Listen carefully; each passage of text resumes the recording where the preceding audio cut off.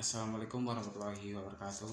Perkenalkan, nama saya Fajar Al-Rahman, NIM 4424037 dari Prodi PPN semester 2, mata kuliah Psikologi Pendidikan. Untuk UTS Psikologi, dari dosen pengampu mata kuliah Psikologi Pendidikan, Ibu Sindia Nur Ika Irma, Magister Pendidikan. Yang pertama ada etika.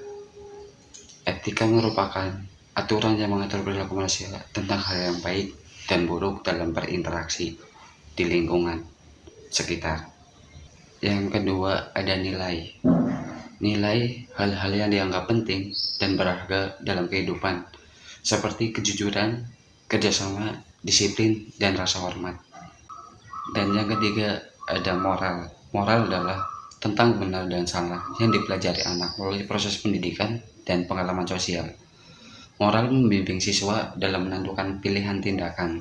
Ada poin keempat, yaitu hukuman. Hukuman dalam pendidikan dapat konsekuensi yang diberikan atas pelanggaran aturan yang bertujuan mendisiplinkan sekaligus mendidik, bukan hanya sekedar memberikan efek jerah. Bagaimana sih hubungan antara etika, nilai, moral, dan hukuman bagi jenjang sekolah dasar? Hubungannya berkaitan dalam membentuk sikap dan perilaku anak. Ada etika. Etika adalah aturan atau tata krama tentang bagaimana anak seharusnya bersikap sopan dalam kehidupan sehari-hari. Contoh dari etika, misalnya anak sekolah dasar berbicara dengan baik kepada guru maupun temannya dan maupun di lingkungan sekolah, dan mendengarkan saat orang lain berbicara. Waktu guru menerangkan penjelasan di depan, ataupun waktu sedang bermain di dalam lingkungan sekolah, dapat mendengarkan temannya waktu berbicara tanpa memotongnya dan tidak berkata kasar. Contoh dari nilai dan moral tidak jauh beda dengan etika, karena nilai moral juga termasuk ke dalam contoh yang sama dengan etika. Contohnya pada waktu guru sedang menjelaskan apa itu yang dijelaskan, ada siswa sendiri yang berbicara dengan temannya. Itu juga contoh dari nilai dan moral yang tidak baik. Contoh dari nilai, ada nilai kejujuran. Kejujuran di sini terdapat dalam akademis, yang dimana seorang siswa itu ada kejujuran dalam hal mengerjakan tugas maupun mengerjakan tentang sesuatu yang terkait dengan sekolah. Dan ada juga kejujuran dengan rasa lingkungan. Ketika ada siswa yang menemukan barang maupun uang, pensil ataupun penghapus, siswa tersebut mengembalikan atau segera lapor kepada guru untuk apa yang ia temukan. Dan juga ada kerjasama. Adapun kerjasama di sini di lingkup sekolah adalah kerjasama waktu pengerjaan kelompok membuat telur asin, dan pada waktu kerjasama adanya saling bantu sama lain.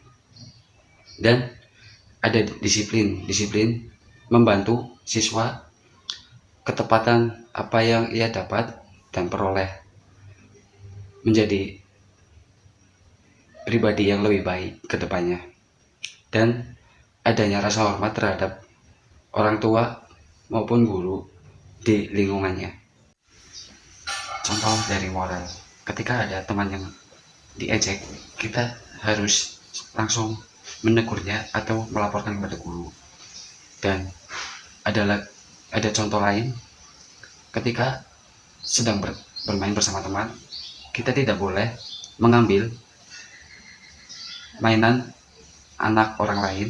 Dan ketika sedang berteman, tidak boleh memilih teman yang berbeda ras ataupun suku. Dan ketika ada murid melakukan kesalahan, moral membimbing anak untuk mengakui kesalahannya dan meminta maaf. Contoh dari hukuman, pada hukuman pertama, siswa datang terlambat ke sekolah.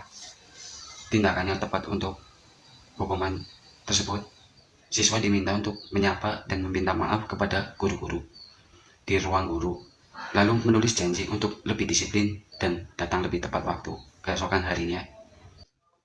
Ada juga teori pendukung untuk etika dan nilai. Ada teori social learning teori dari Albert Bandura. Siswa dapat belajar nilai dan etika melalui pengamatan dan meniru perilaku guru dan teman sekitarnya. Dan ada teori pendukung dari teori moral, yaitu teori perkembangan moral dari Lawrence Kohlberg.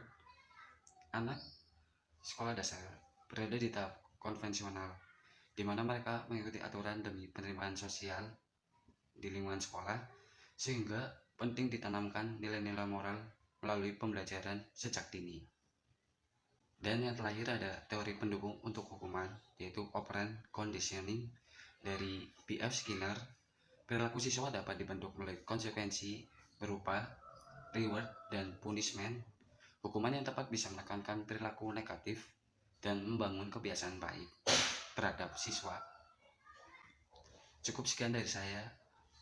Kurang lebihnya mohon maaf. Wassalamualaikum warahmatullahi wabarakatuh.